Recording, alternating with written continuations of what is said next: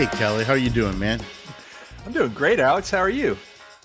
Good. I realized that on Dead Ends, we don't really introduce ourselves. We just dive right in. My name is Alex. Okay.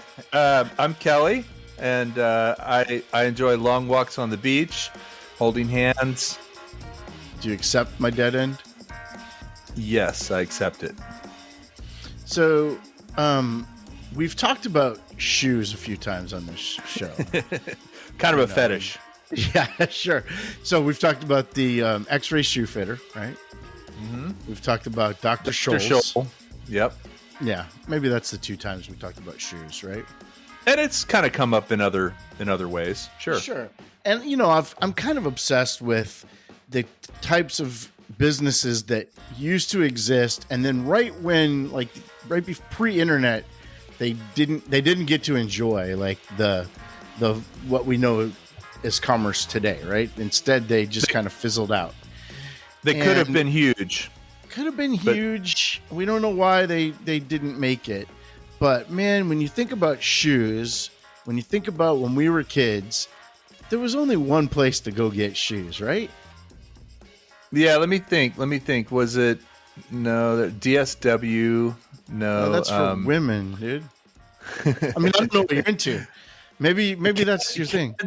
Was there a Keds store? No, I'm talking about more like the whole family would go to get shoes here, probably. The mall? Kinney Shoes, man.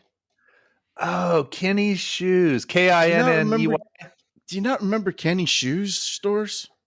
I don't know if I ever went into one, but I remember them. Yeah. Short episode. Yeah. This isn't like Atari where I took over. Are you kidding me? Well, Kinney Shoes was huge.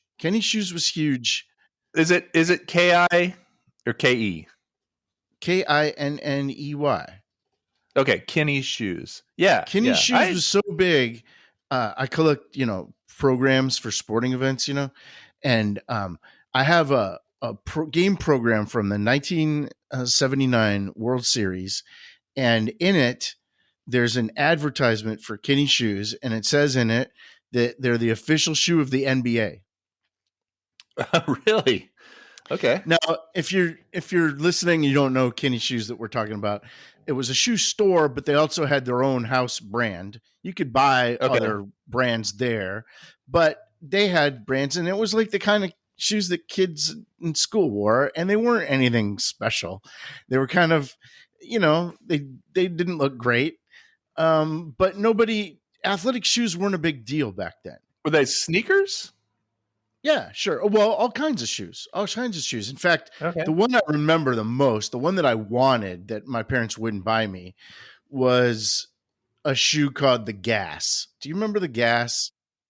Oh, wait. Were they kind of like loafers? I don't know how you would describe these things, or if they were brown or loafers, but they had like a rubber sole on them. Yeah, so like the Beatles. And recess with them. Yeah, they weren't. Yeah, like you could wear them to church, but also to recess, probably, right? Yeah, I remember the Great American Shoe Store, GASS.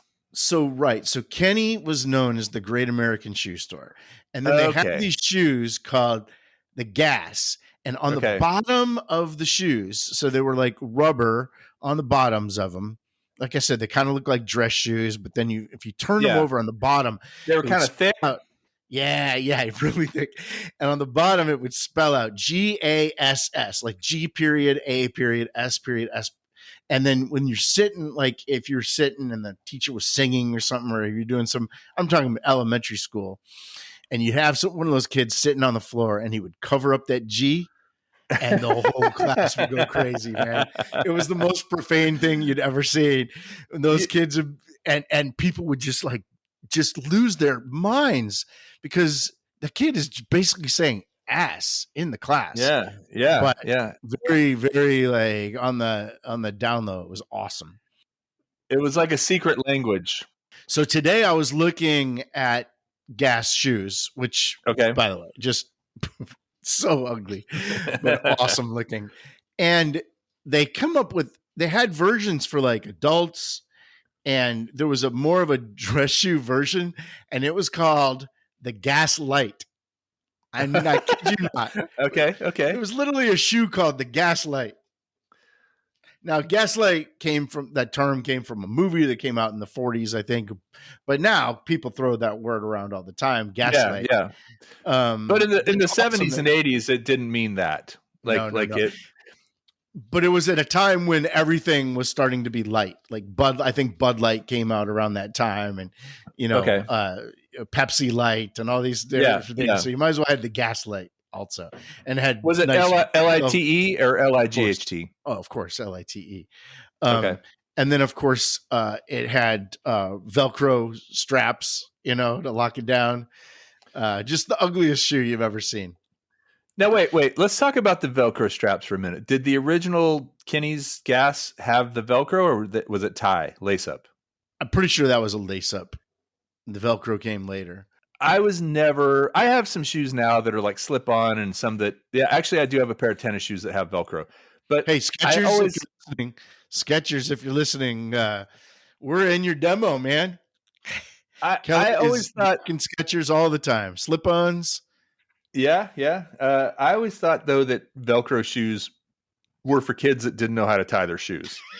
You know what I mean? It was like okay, they were not quite up to snuff. Yeah. But that's, if you were one of those kids, I'm not saying I was, that's a lifesaver, right? True. You didn't walk around with untied shoes all the time. So Kinney Shoes it was in existence. It started in 1894. Wow. By a guy, and it was G.R. Kinney, George Romanta Kinney. His dad ran into debt, and George vowed to pay his debts, and he bought a store called Lester. It was a shoe store called Lester, and grew that thing, took it on his own, and by 1929, there were 362 Kinney shoe stores in the U.S. Wow. By 1936, it was the biggest shoe store in the company. And in 1956, he sold it to the Brown Shoe Company. Now, the Brown Shoe Company. Is that like Buster Brown? Well, Buster Brown was a comic strip, and the Brown Shoe Company bought the rights to Buster Brown to be their little mascot. Their little mascot, right? It was like a kid in a sailor cap with a dog, right? You got Wasn't it. that Buster Brown? Okay. He kind of looked like the Cracker Jacks kid. Mm-hmm. Yep. And then a Brown Shoe Company sold it to Woolworth in 1963. Woolworth, the place that has all the Popeil items. Yeah. So, okay. So full circle. So then this is funny because Kinney split their shoes stores into kind of four divisions in the late 60s, early 70s. They split it into four divisions. They split it into Kinney, which is more like the family, buying your kid church shoes and school shoes. Then there was a budget store called Style Co. Do you ever remember? And these were all in malls. You remember Style Co? Great name. No. Yeah. Then the women's store, and you could picture this right next to a B. Dalton's, probably. It was called bookstore. It was called Susie Casuals. Do you remember Susie Casuals? I don't. My mom worked at Casual Corner. You remember Casual Corner? Sure. But I don't remember Susie Casuals. And then the fourth one, the division that they had, was actually Foot Locker. Oh yeah, okay. Which still exists. So that was the one that kind of made it on its own. And Kinney only lasted until 1998. They had spun off the Foot Locker brand. By the time they closed, they had 467 stores, and they were out. But when I was doing the research on this thing, I was just tickling myself watching all these different, looking at all these different names of shoe stores, because you could really get pun happy when it comes to shoe store and barbershops. I think are the best pun heavy things. So I'm going to give you some names of shoe stores, and you tell me if they're real or fake. Okay. Okay. I got this. All right. Do you got this? All right. Yeah. How about what about Tom McCann? Yeah, that was real. It's real, but it's not a real person. They used that name because they thought that apparently Scottish people were known for like good quality shoes, so they invented a Scottish sounding name called Tom McCann. I think I remember that one actually. Tom with a TH, McCann just MCAN. Tom McCann. Tom McCann. What about foot quarters? No. No, that's actually real. That was a Kinney Shoe division. That was their discount. It was the discount version of Foot Locker. Okay. And by the time they closed, there were 100, more than 100 foot quarters. Bad name. That's a pretty bad name. Yeah, it sounds like your foot's been chopped into 4 pieces. What about Heel Deal? That's fake. That's fake. That's fake. Yeah. What about Shoe Carnival? I'm going to say it's real because it sounds so bad. Shoe Carnival is not only real, but I've been there and it's a crazy atmosphere. You go in there and it's very discount, very warehousey. Right. And every now and then, like wrong things in boxes. Dude, every now and then somebody gets on a microphone and they announce some sort of contest and they have like all these wheels that you can spin and games that you can play to get discounts. It's madness. So it is actually a carnival. It is. What about Sock and Soul? Sock and Soul. That sounds real. SOLE? Sock and Soul? Yeah. That's fake. That's fake. Okay. What about Just for Feet? Yeah, that was real. I know that one. That was real. It went bankrupt in 2000. That's a bad name. Just for Feet.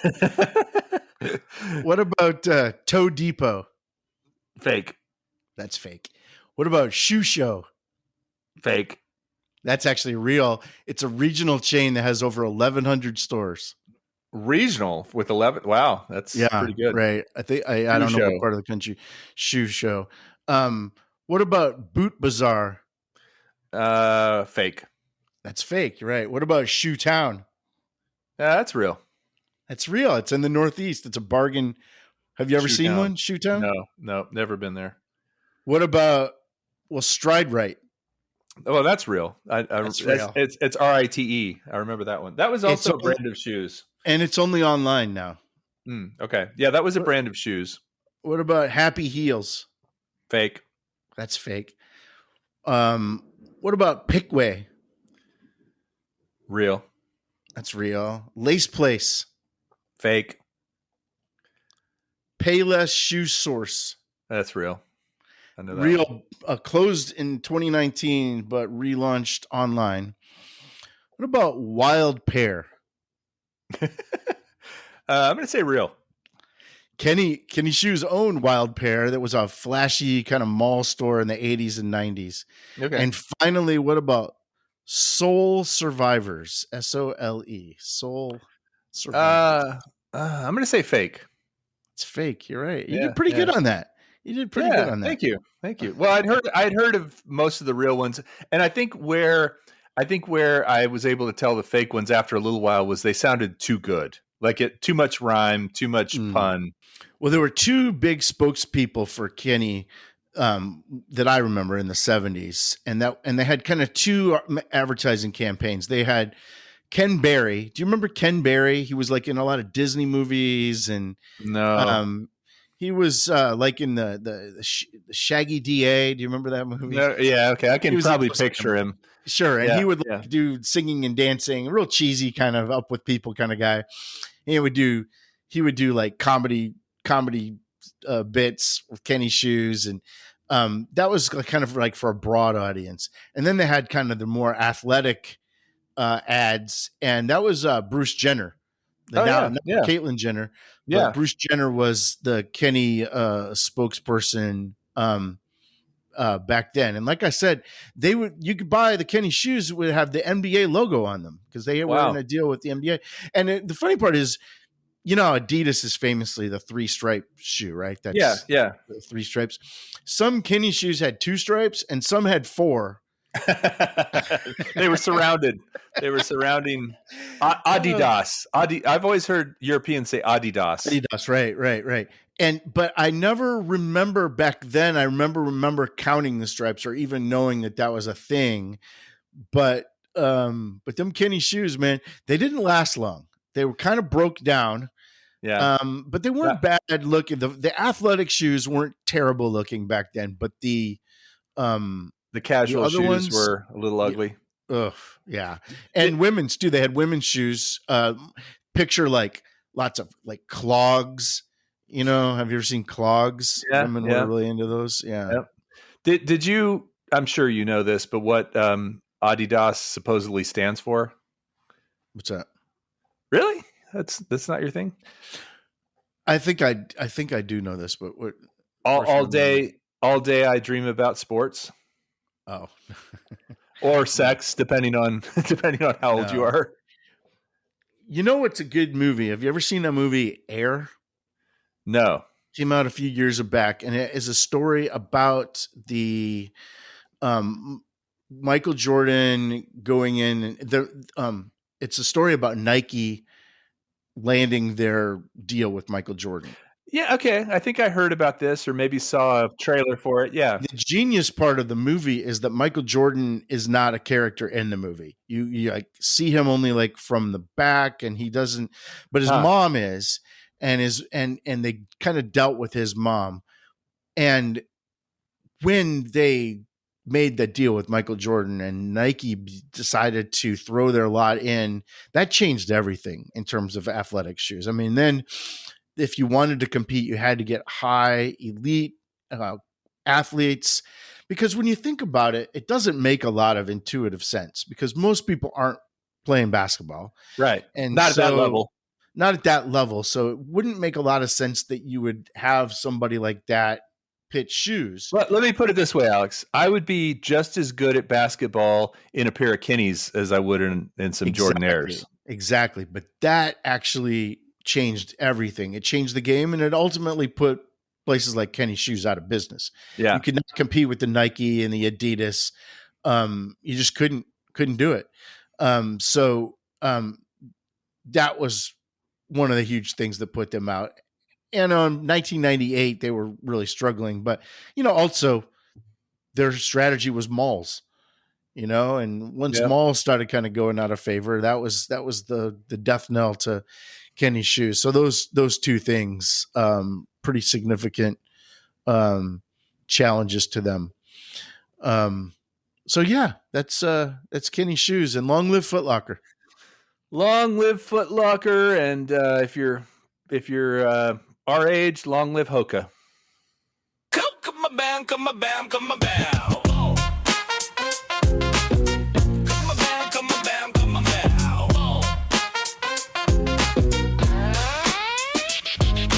Clunky soul stomping, sounding like a herd. Leather so stiff, it's borderline absurd. Velcro strap screaming, I ain't got no lace. Shoes looking prehistoric, straight from outer space. Mom, why these bricks? I ask real bitter. She said they're durable, yeah, but they glitter. Practical, sure fly, nah, never. Feet feeling trapped in a shoe jail forever. Lace me up wrong, call it a crime. Parents think they fresh, but they stuck in time. Practical, ugly, uncomfortable, mate. These ain't the kicks you'd wear on a date. Patent leather shine like a disco ball. Walking down the hall, hearing laughter call. Toes feel cramped, art screaming retreat. Shoes so tight they could crush concrete. Indestructible, yeah, but who needs that? When the style's so bad, even dogs step back. Socks slipping down, heel rubbing raw. Fashion police pull up, breaking the law. I just wanted Jordans or something that glows. Not these orthopedic torture vices on my toes.